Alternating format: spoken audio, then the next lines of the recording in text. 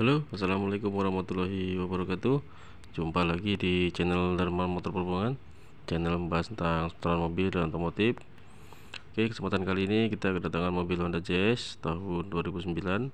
Untuk keluhannya terdapat bocor oli ya di bagian samping dan bagian atas juga bagian bawah. Untuk bocor olinya kali ini lumayan parah ya. Nah, kita akan coba periksa satu persatu. Untuk bagian oli mesin yang bocor, kita akan periksa dulu. Yang paling parah di bagian bawah saringan udara ini ya. Kita akan bongkar dulu untuk bagian saringan udaranya. Oke, kita lanjut dulu. Oke, ini untuk saringan udara sama baterainya udah kita buka ya. Ini kita mau lihat dulu untuk bocor olinya seperti ini ya. Ini. Nah, bocor olinya sudah terlalu parah sekali ya. Ini sampai genang di sini. Ini. Nah, di bagian ini. Nah, ini dia. Kita akan coba dulu periksa untuk bongkar yang ini ya. Yang gak terlihat di mana bagian yang bocor. Kenapa? Ini untuk intake-nya udah kita buka juga ya. Ini intake manifoldnya udah kita buka biar supaya terlihat lebih jelas ya untuk kebocorannya. Ini untuk di bagian pitek aman. Biasanya sih untuk di bagian mobil Honda itu di bagian pitek ini ya. Ini namanya sensor pitek, biasanya di bagian ini yang bocor. Ini nggak bocor ya, ini bagus untuk piteknya. Untuk ini tutup knopper as ini juga bagus, tidak ada kebocoran. Ini hanya rembes sedikit, Nah, di bagian bawahnya ini yang terlihat sangat deras sekali bocornya, terlihat basah. Nah, ini terlihat basah sekali ya. Ini di bagian ini udah tidak ada lagi untuk packing atau seal gitu, ini udah nggak ada. Jadi untuk kemungkinannya ini di bagian packing deksel ya. Kita mau coba untuk bongkar dulu bagian dekselnya, karena untuk bagian yang lain, untuk bagian di seal atau di karet-karetnya, di bagian yang ada sealnya atau ada o-ringnya itu sudah kita periksa bagus semua. Untuk bagian tinggal di packing deksel yang belum kita cek karena ini terlalu basah sekali ya. Nah, ini sangat basah sekali,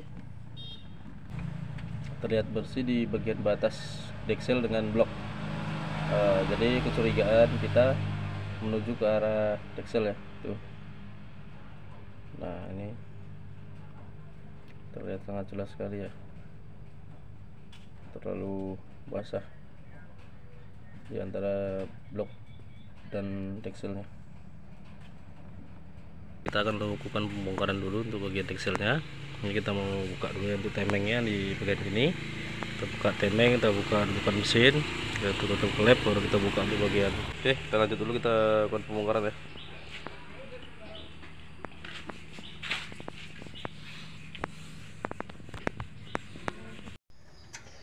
Ini proses pembongkarannya. Ini kita sudah buka untuk bagian tutup klep. Kita sudah buka intake-nya, tinggal kita buka untuk bagian dudukan mesin. Setelah itu nanti baru kita buka koper temeng. Nanti baru kita buka dulu temengnya, baru nanti kita buka untuk bagian baut atasnya semua, baru kita buka untuk bagian dekselnya. Buat dekselnya baru nanti kita angkat. Oke ya, kita lanjut terus. Ini untuk Honda Jazz-nya sudah kita buka ya, untuk bagian koper temengnya. Itu koper temengnya. Nah, ini sudah kita bongkar ya.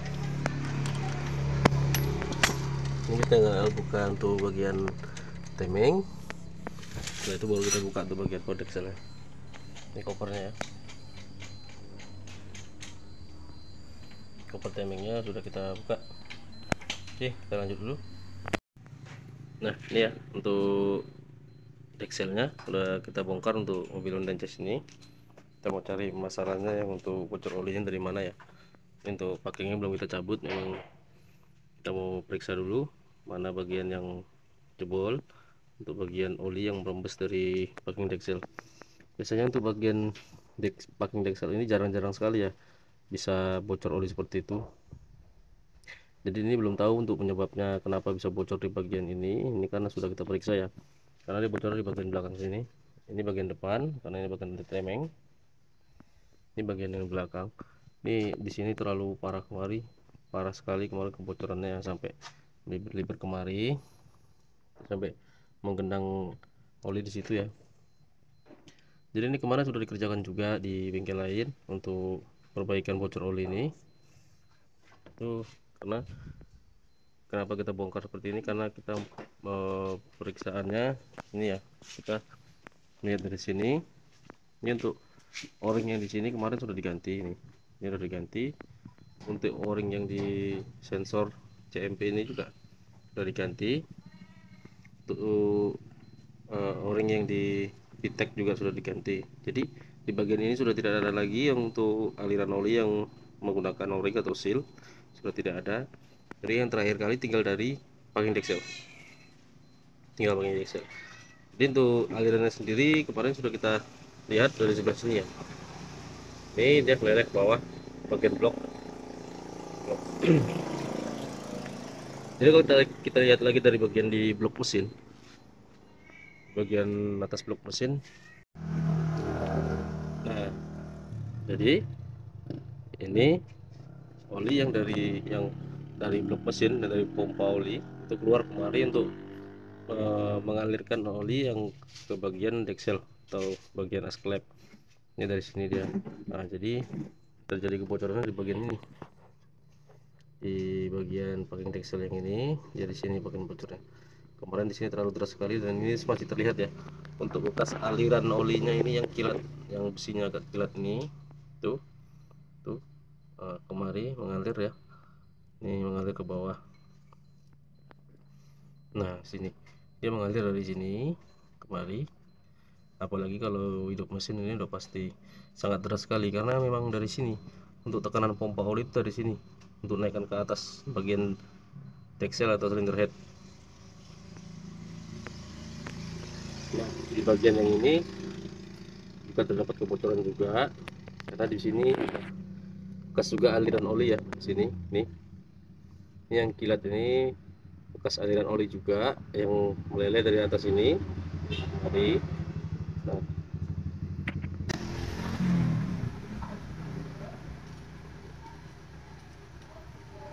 Nah inilah, ini lubang yang dari bawah tadi langsung kemari masuk ke pitek dulu. Setelah ke pitek baru dia masuk ke bagian knoper as atau as klepnya sini. Jadi bocor dari sini ya, dari sini. Jadi tekanan pompa oli itu dari sini dia masuk, sini masuk. Nah jadi seperti itu. Jadi kalau untuk kendalanya kita mau periksa dulu semua, kita cuci bersih, kita lihat dulu apakah ada bagian yang retak atau gimana. Ini mau kita cek dulu lagi ya. Yang pasti kita pastikan dulu betul-betul, baru nanti kita bisa melakukan pemasangan kembali. Oke, kita lanjut dulu. Oke, ini untuk packing deksel sudah kita ganti ya. Nah, kita pasang tuh dekselnya. Nah, lanjut kita pasang untuk bagian-bagian yang lain. Di bagian ini kita mau ganti pasang juga. Kita lanjut dulu. Oke, ini untuk Honda Jazz-nya sudah kita pasang ya. Sebagian untuk deksel dulu kita naikkan, tuh tutup klep sudah kita pasang, inteknya untuk kabel-kabelnya sudah kita pasang semua. Ini untuk bagian yang bocor kemarin di daerah sini ya, di bagian deksel sampingnya sebelah sini kemarin bocor. Ini nanti mau kita tes hidupkan, kita mau periksa dulu. Oke, ini untuk mesin Honda Jazz-nya sudah hidup ya. Untuk mesinnya sudah hidup, ini kita biarkan idle dulu. Kita cek dulu untuk bagian engine-nya apakah sudah naik. Nah, untuk mesinnya sudah naik ya, dilihat di bagian konsol itu. Karena memang nggak terlihat jelas karena di bagian tutup klep ini ada lagi ya, ada klapnya lagi. Jadi dia kalau misalnya kita klik gini, dia tidak terlalu terlihat. Ini kalau sudah dipastikan tuh oli mesinnya sudah naik, kita bisa cek di bagian yang lain. Ini untuk bagian yang bocor kemarin di bagian sini ya, bagian ini untuk bagian dexel di bagian sini yang bocor. Ini sengaja kita kunci dulu. Nanti setelah kita hidupkan untuk beberapa saat, nanti kita cek, kita periksa apakah ada kebocoran kembali atau tidak. Kita mau periksa nanti bagian ini ya. Oke, kita lanjut dulu. Nah, sekarang kita cek untuk bagian kolongnya. Ini untuk Honda Jazz juga yang tadi kita perbaiki bagian atas, untuk bagian bawahnya seperti ini ya. Ini bocor untuk saringan oli, dan juga di bagian seal roda angin juga bocor.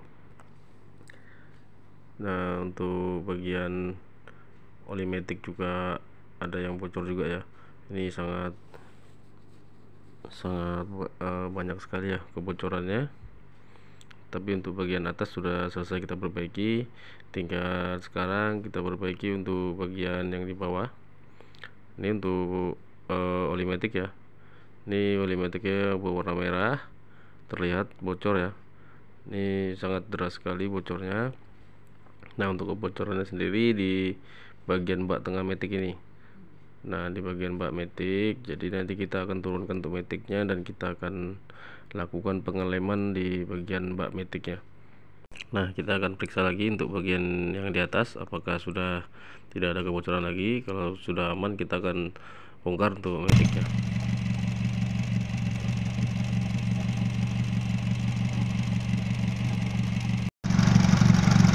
Nah, ini ya, untuk mobilnya sudah hidupkan dari tadi ya, sudah hidupkan. Kemarin bocornya di bagian ini, bagian dexel ini. Nah, ini di bagian yang ini ya, kemarin kebocorannya di bagian dexel ini, meleleh terus sampai bawah kemari, terus sampai sana. Nah, ini sudah tidak bersih ya, sudah kering. Ini kenapa bisa terjadi di bagian bocornya di bagian sini ya, padahal jarang sekali kejadian seperti itu. Jarang sekali kejadiannya, tapi kali ini kita mendapatkan penyebabnya dari situ ya. Untuk silsilnya semua sudah diganti. Ini untuk palap PCB nya juga kita ganti ini agar supaya idle-nya enak ya. Jadi seperti itu ya cara menganalisa apabila itu Honda Jazz tahun 2009 terdapat bocor oli yang tidak ketemu untuk penyebabnya. Jadi untuk menanganinya seperti itu. Periksa juga di bagian dexel, siapa tahu di bagian dexel juga ada masalah. Oke, sekian dulu video dari saya. Semoga video ini bermanfaat untuk teman-teman semua. Yang belum subscribe, silahkan subscribe agar kita lebih semangat lagi untuk berbagi tentang seputar mobil dan otomotif.